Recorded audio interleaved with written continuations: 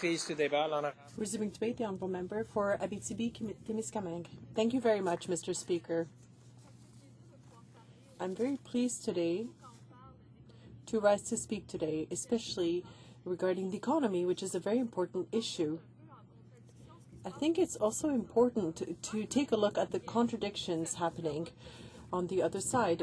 When the economy is doing well, it's thanks to their great management. However, when it is not doing well, it's because of external factors. It looks like they're not doing their job well and that they are just looking for excuses. They're not shouldering their responsibilities. We at the NDP are ready to form the government and shoulder these responsibilities. We know that this involves choices. You have to be able to make these choices while being transparent with Canadians, and that is the best way to respect Canadians. The choices that the Liberals and the Conservatives have made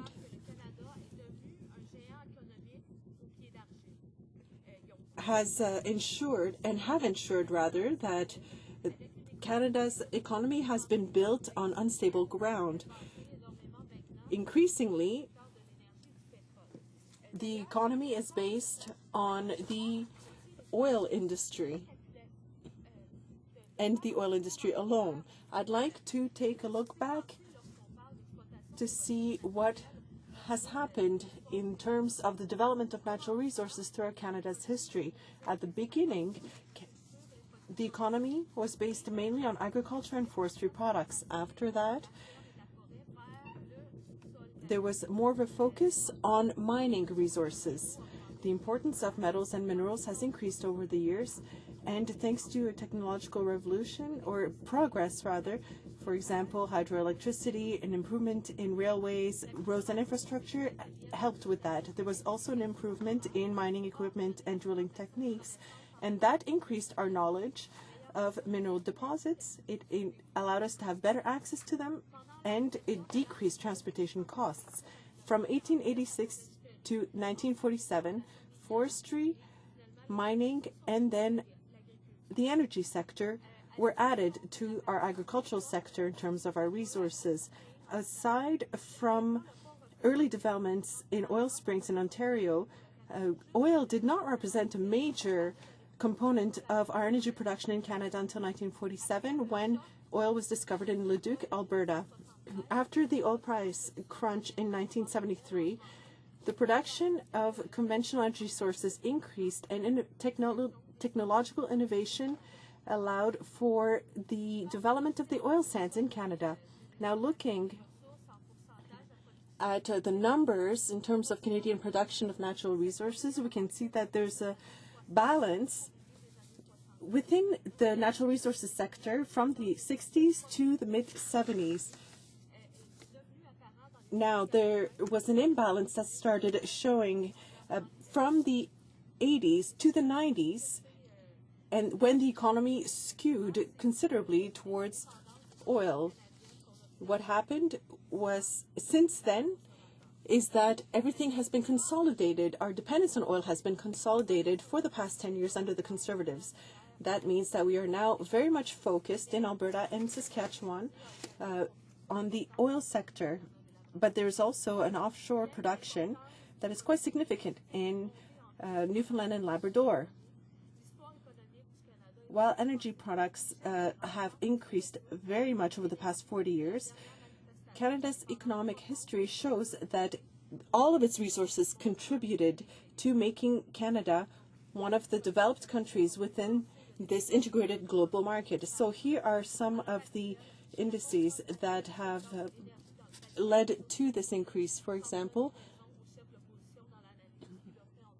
it appears that in 2012, the leader of the opposition was right in saying what he said. For example, in 2014,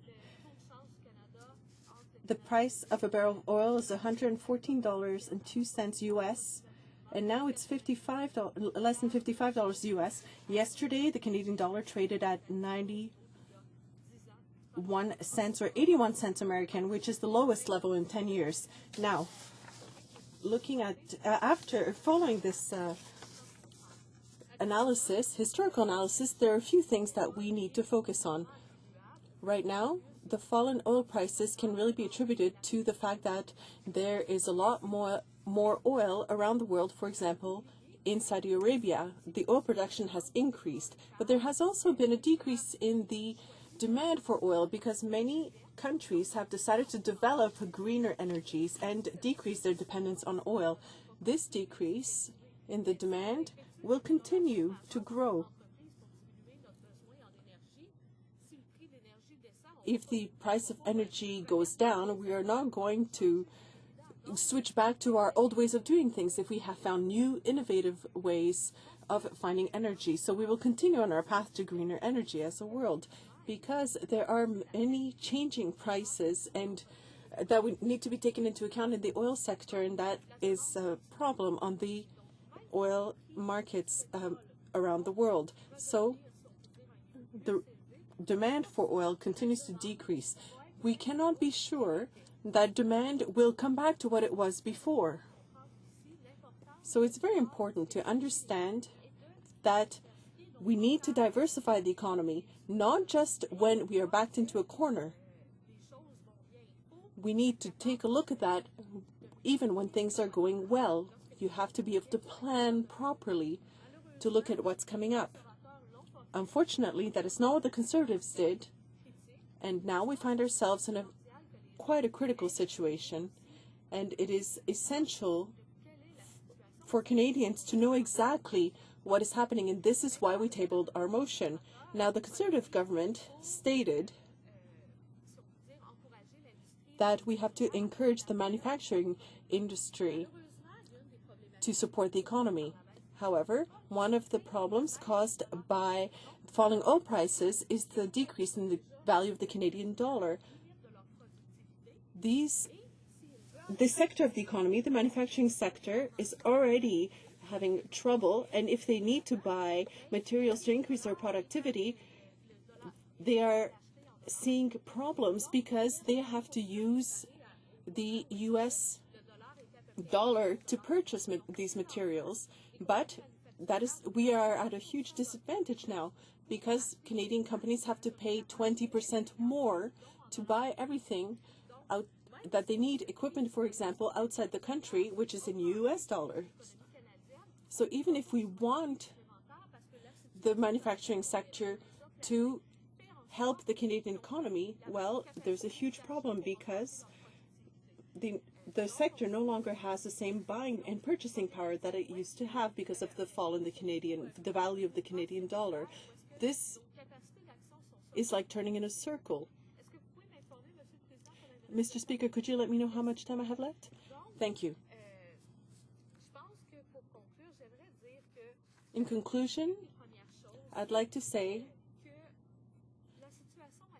that the current situation shows that if we really want a reliable economic plan for the future, we need to learn from what is happening now.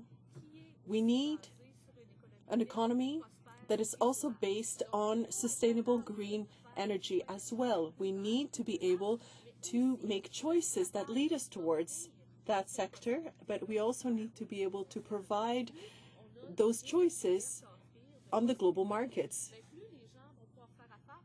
People will be able to, and businesses will be able to do better if we have more green choices,